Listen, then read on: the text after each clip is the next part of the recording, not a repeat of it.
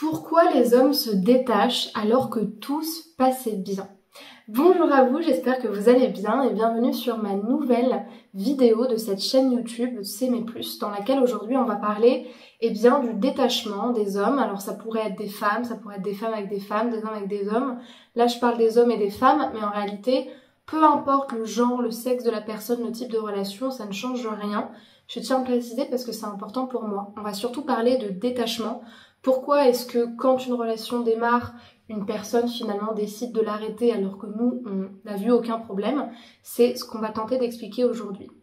Pour les personnes qui ne me connaissent pas, je me présente, je m'appelle Chloé Mercart et je suis coach, maître praticienne en programmation neurolinguistique et également en hypnose ericksonienne. Depuis 2019, je vous accompagne à renforcer votre pouvoir intérieur et à déployer votre puissance personnelle en vous apprenant à vous aimer vous-même et à être en paix avec les autres. Si vous n'êtes pas encore abonné à la chaîne YouTube, je vous invite à le faire maintenant en cliquant sur le bouton rouge s'abonner en bas à droite de cette vidéo et en activant bien la cloche des notifications pour recevoir tous les soirs de la semaine à 18 h une nouvelle vidéo sur ces sujets-là et le samedi à 11 h une interview d'une personnalité inspirante. D'ailleurs, pour les femmes célibataires qui me regardent, sachez que j'ai créé pour vous une formation offerte qui s'intitule « Incarner la femme sensationnelle, lumineuse et unique qui l'épousera » et qui vous donne des outils de coaching pour renforcer votre estime de vous et surtout savoir comment rencontrer une personne qui vous correspond sur les sites de rencontres. Donc pour y accéder, je vous invite à aller sur le deuxième lien en description de cette vidéo YouTube, de remplir le formulaire et vous la recevrez directement par mail. Alors pourquoi est-ce qu'une personne se détache alors que tout se passait bien? C'est très frustrant pour les personnes qui viennent me voir avec ce sujet-là parce que elles ont la sensation que, encore une fois, ça marche pas, que c'est encore de leur faute, elles se sentent rejetées, elles se sentent abandonnées et surtout le pire, c'est de pas avoir d'explication, de pas savoir quoi remettre en question et de se dire mais en fait j'ai l'impression que même quand ça fonctionne bien, même là, il y a moyen que la relation s'arrête et ça leur enlève énormément de sécurité à l'intérieur d'elles. Alors, en fait le truc c'est que tant que vous n'avez pas de réponse, vous pouvez pas savoir. Vous pouvez pas savoir. Moi j'ai accompagné alors je vais vous donner des explications, mais ce sera que des interprétations. J'ai accompagné plusieurs femmes et notamment certaines qui à un moment donné fréquentaient des hommes qu'elles avaient rencontrés et du jour au lendemain, elles soupçonnent la personne. Il répond pas la journée, il l'appelle jamais quand il est chez lui, et puis elle a la sensation qu'il répond pas vraiment. En fait, des fois, il y a des situations qu'on peut même pas soupçonner, comme des trahisons, comme des tromperies, comme le fait de parler à d'autres femmes. Et puis d'autres fois, c'est même pas ça, simplement parfois c'est le fait que la personne, elle est pas si intéressée que ça. Donc tant que vous n'avez pas d'explication réelle de la part de la personne, ce ne sera de toute façon que des interprétations. Par contre, dans tous les cas, ça en dit long sur l'engagement de cette personne-là et sur son intérêt pour vous. Mais on va voir dans les détails ce que ça peut vouloir dire. Ça peut vouloir dire dans un premier temps une peur de l'engagement ou une peur de l'intimité. Quelqu'un qui va être intéressé par vous, mais qui parce qu'au fond il n'est pas si prêt que ça à être en couple, ou parce qu'il a vécu des histoires compliquées, de toute façon peu importe ce qu'il a vécu, c'est pas votre problème, c'est pas à vous de le régler, vous n'êtes pas en relation. La personne se rend compte qu'au fond, elle se sent pas capable en fait d'être en couple. C'est-à-dire que le fait même d'être dans une relation saine qui commence à fonctionner lui fait peur parce que ça va réveiller chez elle des peurs, des blessures, des choses qu'elle n'arrive pas à gérer, comme le fait d'avoir besoin de son espace personnel, comme le fait de pas vouloir se remettre en question, comme le fait d'avoir du mal à penser pour quelqu'un, comme le fait d'avoir du mal à rendre des comptes. Et donc finalement, tout ce qui va être autour de l'engagement et d'une relation qui évolue va lui faire peur, donc ça va la faire reculer.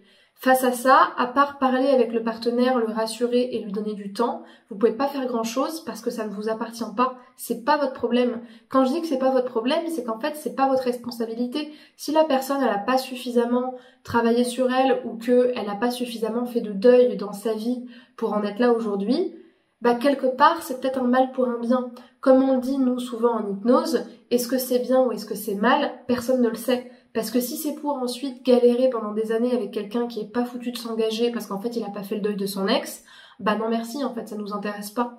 Ou une personne qui finalement quelque part il est en couple, mais au fond, tout en lui indique qu'il n'est... C'est pas qu'il n'est pas fait pour être en couple, mais qu'au fond, il fait pas vraiment le choix de s'engager et de s'aligner sur quelque chose de sérieux. La deuxième raison, c'est le changement de priorité ou le problème personnel. Mais honnêtement, moi, j'y crois pas du tout. C'est-à-dire, le mec qui vous dit oui, en fait, moi, pareil, j'en ai eu dans mes clientes, ou même des amis qui ont vécu ça, proches de moi. Oui, mais en fait, moi, tu comprends, je peux pas m'engager parce que j'ai pas fini mon appart, ou parce que j'ai pas déménagé, ou parce que je suis en train de déménager, ou parce que je suis en garde alternée, ou parce que ma grand-mère est morte. Bah ok, ta grand-mère elle est morte, c'est triste pour toi, mais je vois pas en quoi ça t'empêche de t'engager. Bien sûr que effectivement le deuil, les problèmes personnels, ça impacte. On est d'accord. Si jamais vous avez une personne proche qui décède demain, vous n'allez pas être capable d'être sérieux dans une relation, il n'y aura pas l'énergie, il n'y aura pas la motivation. Mais si vous avez rencontré quelqu'un qui vous plaît vraiment, une personne qui vous fait du bien, qui vous apporte de l'amour, avec qui tout se passe bien, et que, veut dire, la relation, elle vous met pas en danger émotionnellement, ça vous demande pas de sauter du haut de la tour Eiffel ou de faire des trucs hyper compliqués, en soi, ça parle pour moi de la priorité de la personne et de sa réelle motivation. C'est-à-dire que forcément, quand il nous arrive des choses dans la vie, le fait de prendre du temps pour une relation ou le fait de quelque part, comment dire, ouais, d'avoir des contraintes qu'on rencontre pour continuer à être avec la personne, c'est vrai que quand il nous arrive des problèmes personnels, finalement, on est moins apte à ça. Néanmoins, comme je vous le disais dans beaucoup de mes vidéos sur le temps de l'humour, comme une sorte de blague, mais c'est une belle métaphore, si vous n'êtes pas le David Laroche de quelqu'un, et que vous n'êtes pas la personne la plus importante de sa vie, alors bien sûr, le but c'est pas d'exiger d'être la chose la plus importante, mais si quelque part vous n'êtes pas suffisamment importante pour lui ou pour elle, pour que malgré le fait qu'il n'ait pas terminé son appart ou qu'il soit en changement de travail ou en reconversion ou je ne sais quoi, finalement ils vous choisissent pas. Pour moi, c'est que c'est un petit peu de l'excuse et que c'est un peu une façon de dire que quelque part vous n'êtes pas sa priorité. Voilà ce que j'en pense. Troisièmement, c'est le manque d'honnêteté. Manque d'honnêteté, en fait, le cœur n'y était pas. Souvent, ça impacte l'engagement, c'est-à-dire que quelqu'un qui, encore une fois, qui a pas fait le deuil de ses relations, qui est pas prêt à s'engager, qui au fond a envie de s'amuser et qui vous aime bien mais sans plus, quelque part, ça va impacter sa capacité à tomber amoureux, sa capacité à lâcher prise, à se laisser surprendre. Donc quelqu'un qui finalement est dans ce schéma-là et qui traîne avec vous, vous fréquente parce qu'il vous aime bien, mais au fond, il sent bien qu'il n'y a pas de réelle sincérité, à un moment donné, soit vous allez partir de la relation, soit il partira sans rien vous dire. Et au fond, c'est souvent les hommes qui ghostent le plus dans ce cas-là, parce que au fond, le cœur n'y est pas, mais il n'a pas réussi à vous le dire. Et troisième possibilité, il a une meuf à côté. Alors moi, j'encourage pas ce type d'interprétation dans le sens où, en fait, vous en savez rien, donc ça sert à rien de se faire des films, à mon sens, sur quelque chose sur lequel on n'a aucune preuve. Mais ça peut être le cas aussi, ça peut être le fait qu'il parle à d'autres nanas à côté, ou que finalement, il vous a pas dit qu'il avait recontacté son ex, ou qu'il fréquentait une autre femme à côté. Et ça peut être aussi ça, la raison pour laquelle tout se passait bien, et d'un coup d'un seul, il donne plus de nouvelles, on sait pas pourquoi. Voilà pour les raisons qui peuvent pousser une personne à se détacher. J'espère que cette vidéo vous aura plu. Si c'est le cas, je vous invite à me laisser un pouce vers le haut et un commentaire pour me dire qu'est-ce que vous avez pu vivre comme situation et à votre avis, quelle pourrait être la raison de ça. Et puis pour les personnes qui veulent faire un coaching avec moi, je vous invite à prendre rendez-vous avec moi sur un appel offert de 15 minutes.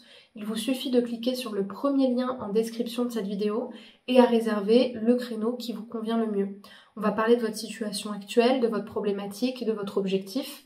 Et à la fin, je vous expliquerai mon cadre de travail en vous proposant une première séance d'1h30 pour travailler sur votre objectif avec mes outils d'accompagnement. Donc tout ça, c'est dans la description de cette vidéo. Pour les personnes qui veulent suivre des formations en ligne, donc des programmes en ligne, il existe un programme exclusif de 3 mois à 6 mois sur la dépendance affective qui s'appelle le programme Confiante, indépendante et envoûtante, qui est dans la description, je vous laisse aller regarder. Et ensuite, j'ai plusieurs petits produits en ligne, des petites formations sur la rupture amoureuse, l'estime de soi, la dépendance affective ou encore la séduction. pour vous permettre de commencer un travail sur vous qualitatif, pratique et efficace, à moindre coût, sans vous ruiner et sans mettre un gros budget sur votre accompagnement personnel. Donc si c'est quelque chose qui vous intéresse, tout ça, c'est en description de la vidéo. Pour terminer, je vous laisse me rejoindre sur les réseaux sociaux, TikTok, Facebook, YouTube, Spotify, Instagram. Notamment Insta, vous allez retrouver toutes mes stories, toutes mes vidéos, tous les messages que je fais passer au quotidien. Je suis très présente sur Insta. Les lives aussi sur TikTok et le fait que je peux vous parler en privé si vous avez des questions. Donc pour pouvoir me rejoindre, vous avez les identifiants juste là et mes liens en description de la vidéo. Prenez bien soin de vous et à bientôt. Au revoir.